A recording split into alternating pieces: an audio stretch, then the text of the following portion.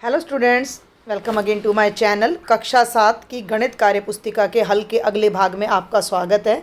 मैं आपको बता दूं बेटा कि गणित कार्य पुस्तिका के हम प्रथम चैप्टर को यहाँ कर रहे हैं, पहले अध्याय को कर रहे हैं, जिसके 5वें पेज तक पृष्ठ संख्या 5 तक का सॉल्यूशन मैं आपको करवा चुकी हूँ। और आज के लेक्चर में मैं आपको पृष्ठ संख्या 6 और उससे आगे का सॉल्यूशन करवाने जा रही हूँ। तो ये आपको अपनी स्क्रीन पर जो दिखाई दे रही है वो पृष्ठ संख्या 6 है। चलिए आगे बढ़ते हैं। ये क्या कहता है कि अगर हम एक संख्या को a, दूसरी संख्या को b और तीसरी को c लिखें, जैसे a बराबर है 2 ले लें, b बराबर है 3 ले लें और c बराबर है 1 ले लें, तो क्या यह लिखना सही होगा? करके देखें, ध्यान देना इस बात पर। ये क्या कहता है कि करके देखें, जो भी बात आपसे पूछी गई है उसको आपने हल करके भी देखना है, ऐसे ही अंदाजे से नहीं लिख देना है, ठीक है। तो ये क्या पूछ रहा है कि अगर हम इस तरीके से जमा करें, ध्यान दो, a जमा बी जमा सी और a जमा बी जमा सी, क्या फ़र्क है दोनों में? समझो इस बात को। देखिए क्या फ़र्क है इन दोनों में कि यहाँ पर ये क्या कहता है कि a जमा बी ब्रैकेट में है, यानी पहले इस ब्रैकेट को हल करना है, फिर c संख्या जोड़नी है, या पहले हम b और c को जोड़ दें और जो उत्तर आए उसमें a जोड़ें। तो क्या दोनों स्थितियों में हमारा उत्तर बराबर होगा? इस बॉक्स की हमने यहाँ पर जांच करनी है। तो हम जांच करके देख लेते हैं। a को हमने 2 ले लेना, b को 3 ले लेना और c को 1। अब इस लेफ़्ट साइड को देखो, लेफ़्ट में a की जगह 2 लिख दिया, ठीक है, ब्रैकेट में 2 लिखा, 2 जमा बी की जगह 3, तो ये हो गया बेटा 2 जमा 3, तो मैंने ब्रैकेट में लिखा, फिर ये जमा और इसके बाहर c का मान यानी 1 रख दिया। ये देखो ये यहाँ कर रखा है मैंने। तो इसका उत्तर कितना आएगा? 2 जमा 3 बन गया 5, ये 2 जमा 3 बन गया 5 और एक पहले ही बाहर है तो 5 और 1 बन गया 6। समझ गए? यानी कि जो ये लेफ़्ट हैंड साइड थी इसका उत्तर 6 आ गया। अब हमने ले लेनी है ये राइट हैंड साइड यानी दाईं तरफ। a पहले बाहर है जमा b जमा c, यानी पहले हमें इस ब्रैकेट को हल करना है, तो a की जगह लिख दिया 2 जमा ब्रैकेट में b जमा c, तो b की जगह 3 और c की जगह 1 लेकर ब्रैकेट में रख दिया।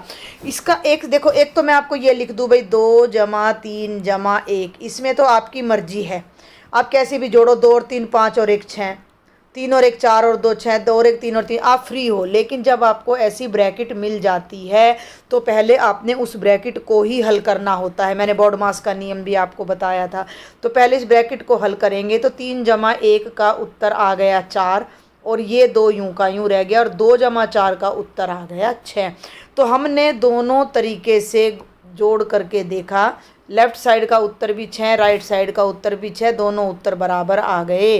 तो ये पूछ रहा है कि क्या यह लिखना सही होगा? तो हम यहाँ ये लिख देते हैं हाँ, बल्कि यहाँ नहीं, नीचे लिखो इसको, ये जमा करने के बाद यहाँ लिखो हाँ यह सही है, हाँ यह सही है, ठीक है। अब इसी चीज़ की हमें आगे पड़ताल करनी है। आपको इस तरह का बॉक्स बना के दे दिया गया है, ये देखो, कुछ अन्य पूर्णांक लें और करके देखें। तो मैंने यहाँ पहले ही करके आपको दिखा रखे हैं। a की जगह 3 लिया, b की जगह 1 लिया, c की जगह 4 लिया, ठीक है। अब हमने a जमा b कर दिया, यानी कि 3 और 1 को जोड़ा 4 आ गया, फिर b जमा c किया, 1 और 4 को जोड़ा 5 आ गया। ध्यान से समझना मैं क्या कर रही हूँ। अब है a जमा b एक ब्रैकेट में है और c बाहर है।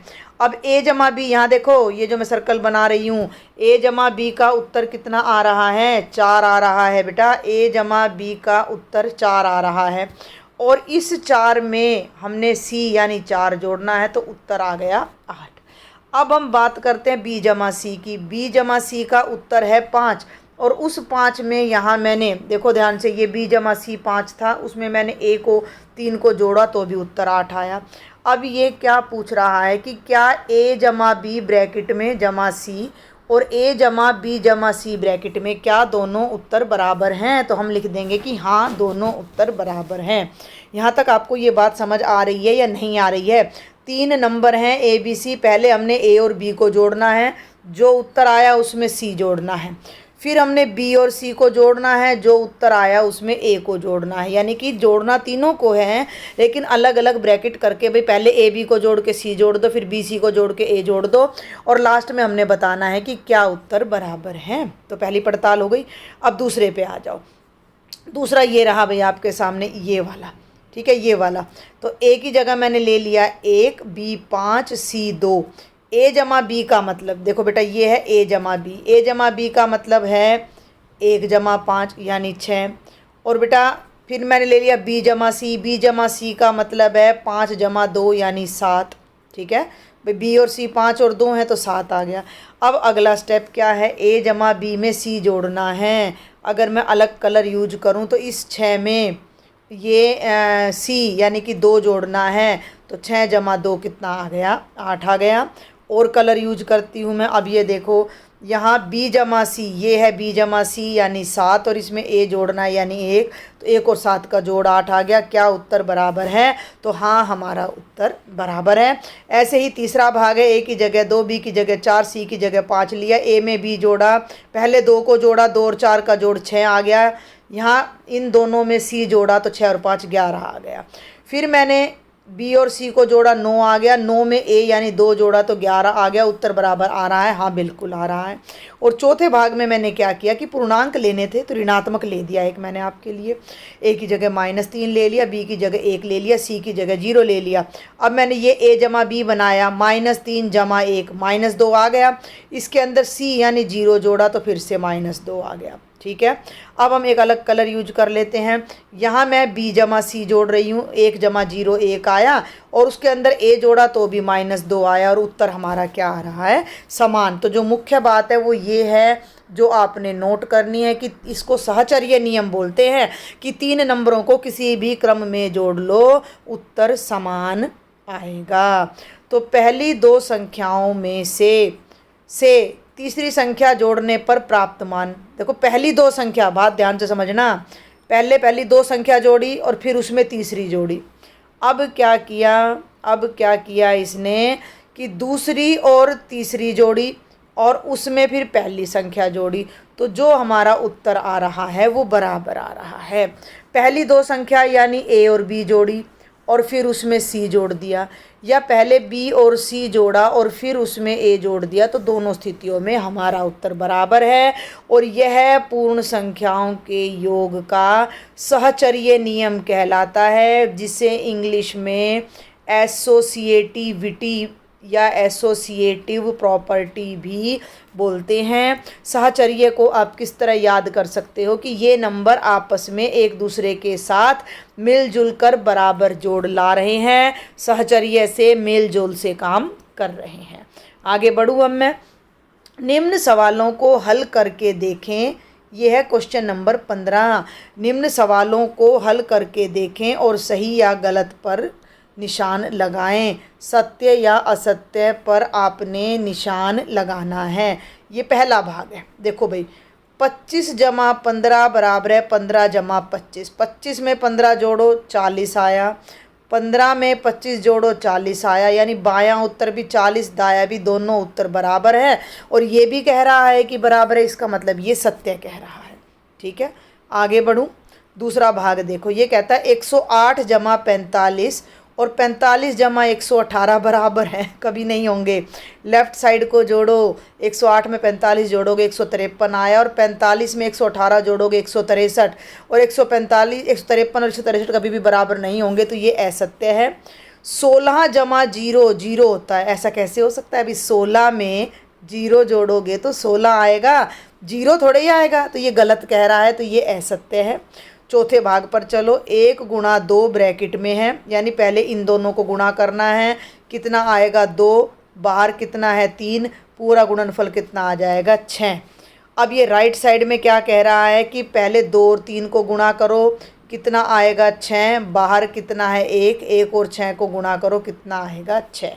तो ये मैंने आपको यहाँ पे पूरा हल करके दिखाया हुआ। ये तो लेफ़्ट साइड है का उत्तर है आपका, और राइट साइड का उत्तर नहीं किया मैंने, ये मैं छोड़ दिया मैंने गलती से, तो इसको आप अपने आप कर लेना। 1 गुणा नहीं कर रखा है मैंने, दोनों साइड्स पैरेलल ले ली हैं। मैं आपको यहाँ करके दिखा देती हूँ मैंने कैसे किया है। ये आपका प्रश्न था 1 गुणा 2 गुणा 3 बराबर है 1 गुणा 2 गुणा 3। मैंने एरो लगा के क्या किया, 1 दूनी 2 गुणा 3 और ये 1 तो ऐसे का ऐसा रह गया और 2 तिया 6। ये इस तरह से हमने किया, ठीक है। तो अब 2 तिया 6 बराबर है 6 एकम 6 और हमारा उत्तर बराबर आ रहा है। तो यह सत्य है, मैंने ये करके भी दिखा दिया है। पाँचवें भाग पर चलते। 28 जमा 14 जमा 5 बराबर है 28 जमा 14 जमा 5। अभी 14वें सवाल में मैंने करवाया है। पहले 28 और 14 को जोड़ो 42 आएगा, उसमें 5 जोड़ो 47 आएगा, 14 और 5 को जोड़ो 19 आएगा, 28 बाहर है 47, दोनों उत्तर बराबर है, रिजल्ट सत्य है। और ये हमारा छठा पार्ट है। 15 गुणा 16 बराबर है 16 गुणा 15। 15 को 16 से गुणा करो तो भी 240 आएगा और 16 को 15 से करोगे तो भी 240 आएगा। तो ये भी हमारा सत्य है। तो ये थी बेटा जी आपकी पृष्ठ संख्या 6, आप देख सकते हो। अब मैं चल रही हूँ अगले पृष्ठ पर, पृष्ठ संख्या 7, जो कि इसी की कॉन्टिन्यूटी में है। 15वां ही प्रश्न है ये हमारा, देख लीजिए आप एक बार। ये तो फिर यहाँ पर हमारा 16वां प्रश्न आ जाता है। तो अभी मैं 15वें ही प्रश्न के पार्ट्स आपको करा रही हूँ। 7वां पार्ट है ये हमारा। 5 गुणा 6 जमा 3 जमा है, ब्रैकेट में जमा है। तो जमा का मतलब 6 जमा 3 का मतलब हो गया 9। ये तो 5 रह गया और 6 और 3 का जोड़ हो गया 9। और राइट साइड और हल कर लो साथ के साथ। ध्यान देना, मैं कलर चेंज करके दिखाती हूँ।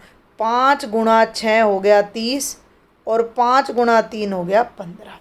अब लेफ्ट साइड में हो गया 9 पंजे 45 और राइट साइड में हो गया 30 जमा 15 बराबर है 45।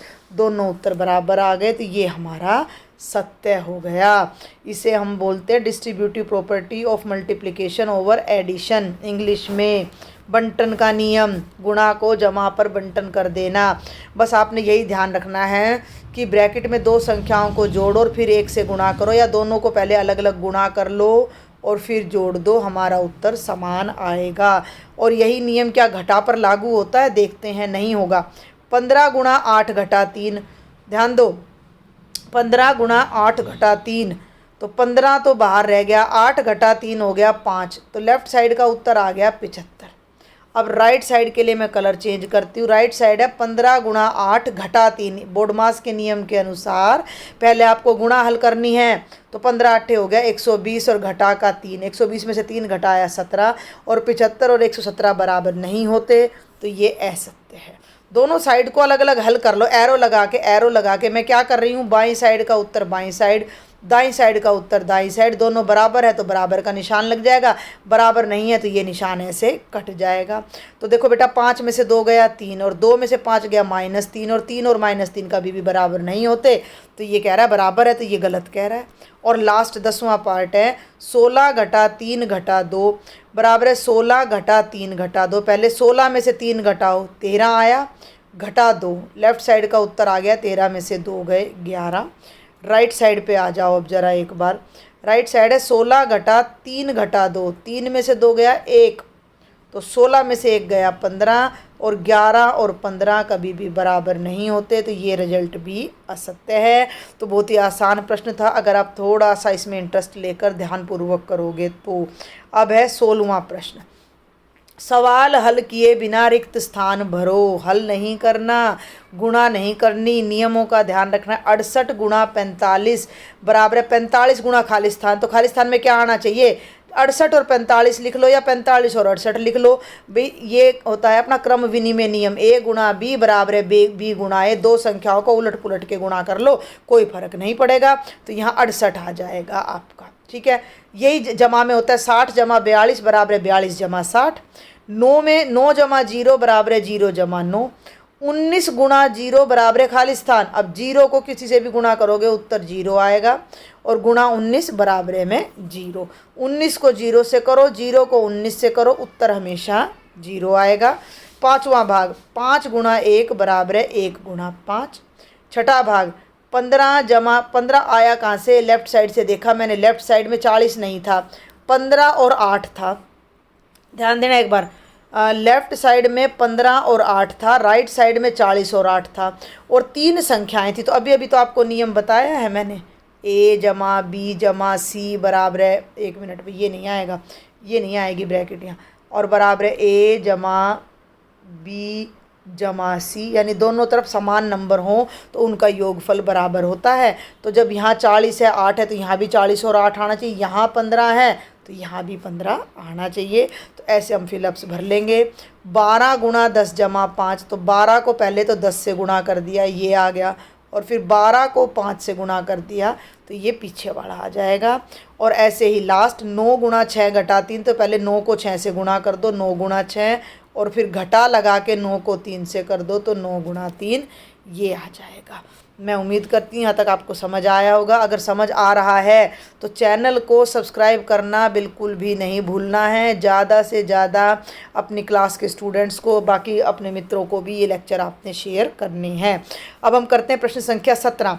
क्रम विनिमय गुण धर्म की जांच करके देखो और निष्कर्ष निकालो। क्रम विनिमय, बार बार बता रही हूँ, क्रम विनिमय का मतलब है ए जमा बी, बी जमा ए के बराबर होता है, ए गुणा बी गुणा ए के बराबर होता है, लेकिन ए घटा बी कभी भी बी घटा ए के बराबर नहीं होता, और ए भाग में बी भी कभी भी बी भाग में ए के बराबर नहीं होता। जमा और गुणा में ये नियम लागू होता है। तो ये कह रहा है 18 जमा 16 बराबर है 34। अब मैंने क्या किया, 18 और 16 का जोड़ 34 है, मैंने उलट दिया इनको, 16 आगे ले लिया और 18 पीछे, तो भी जोड़ 34 आया। तो हमें क्या पता लगा बेटा कि 18 जमा 16 और 16 जमा 18, ये जो चिन्ह है ये यहाँ पर जमा का चिन्ह है, दोनों बराबर हैं। हमें क्या पता लगा कि 18 जमा 16 और 16 जमा 18 का उत्तर समान आ रहा है। ठीक है, तो इससे हमें क्या पता लगा कि जब हम दो संख्याओं को जोड़ते हैं तो क्रम विनिमय का नियम लागू होता है। दूसरे भाग में गए, इसने 25 घटा 15 लिख रखा था, मैंने 25 में से 15 घटाया तो 10 आ गया। अब मैंने पलट के देखा, 15 आगे ले लिया 25 पीछे, तो मेरा उत्तर 10 नहीं आया, घटा 10 आया, तो दोनों उत्तर बराबर नहीं आए। तो यहाँ अब मैं लिखूँगी कि 25 घटा 15 बराबर नहीं होता। 15 घटा 1 मिनट में ये गलत सिंबल यूज कर लिया, 25 घटा 15 बराबर नहीं है 15 घटा 25 के, यानी जब हम घटा करते हैं तो क्रम विनिमय का नियम लागू नहीं होता। अब हम तीसरे भाग पे आ जाते, 12 जमा 18 30 है, 18 जमा 12 भी 30 है, दोनों तरफ से जोड़ो उत्तर बराबर है। चौथे भाग पे आ जाओ, 28 गुणा 12, मैंने करके देखा है, ये आप भी करके देख लेना। 28 और 12 की गुणा आ रही है 336, आगे पीछे कर दो, 12 को 28 से करो तो भी 336, तो 28 गुणा 12 बराबर है 12 गुणा 28, यानी गुणनफल में क्रम विनिमय लागू होता है। पाँचवें में आ जाओ, बाकी मैं साफ़ कर रही हूँ इसको थोड़ा सा। 46 गुणा 9 करो 414 आया, 9 आगे 46 पीछे तो भी 414 आएगा, करके देख लेना। 46 को 9 से करोगे, 9 छिक 54, हासिल पाई 5, 9 चौक 36 और हासिल जोड़ दो 5 41, 414 आ गया ना। तो करके देख लेना, गलत नहीं है ये। 46 गुणा 9 414, 9 गुणा 46 414, अर्थात हमें क्या पता लग रहा है कि दोनों उत्तर आगे पीछे करने से गुणनफल बराबर आ रहा है। 8 में से 16 घटाया तो -8 आएगा, 16 में से 8 घटाया 8 आएगा। इसका मतलब हमारा क्या आ रहा है कि 8 घटा 16, एक मिनट भाई, 8 घटा 16 और 16 घटा 8 बराबर नहीं होते हैं। अब ये आगे 3 निष्कर्ष आपसे पूछे हैं जो आपने इसमें से देखकर लिख देने हैं कि दो संख्याओं का योग क्रम विनिमय गुणधर्म को संतुष्ट करता है। अभी अभी हमने देखा है, कितने उदाहरण देखे हैं जमा के, 1 2 उदाहरण देखे हैं, और 2 ही हमने गुणा के देखे हैं, और बेटा जी 2 ही हमने घटा के देखे हैं। घटा वाला क्रम विनिमय को संतुष्ट नहीं करता, जबकि गुणा और जमा वाला में अगर हम संख्याओं को उलट पुलट दें, आगे पीछे कर दें, तो भी हमारा उत्तर बराबर आता है। इसका मतलब गुणनफल और योगफल में क्रम विनिमय लागू होता है और घटा में क्रम विनिमय लागू नहीं होता। तो यही निष्कर्ष आपने यहाँ लिखना है कि दो संख्याओं का योग क्रम विनिमय के नियम को संतुष्ट करता है, दो संख्याओं की घटा क्रम विनिमय को संतुष्ट नहीं करती है, और दो संख्याओं का गुणनफल क्रम विनिमय को संतुष्ट करता है। तो ये थी आपकी प्रश्न संख्या 6 और 7। आप इन्हें हल करें। कोई डाउट हो तो मुझे कमेंट बॉक्स में लिखकर बताएं, और अगर लेक्चर पसंद आ रहा है लाइक करें, शेयर करें, चैनल को सब्सक्राइब करें। Thank you.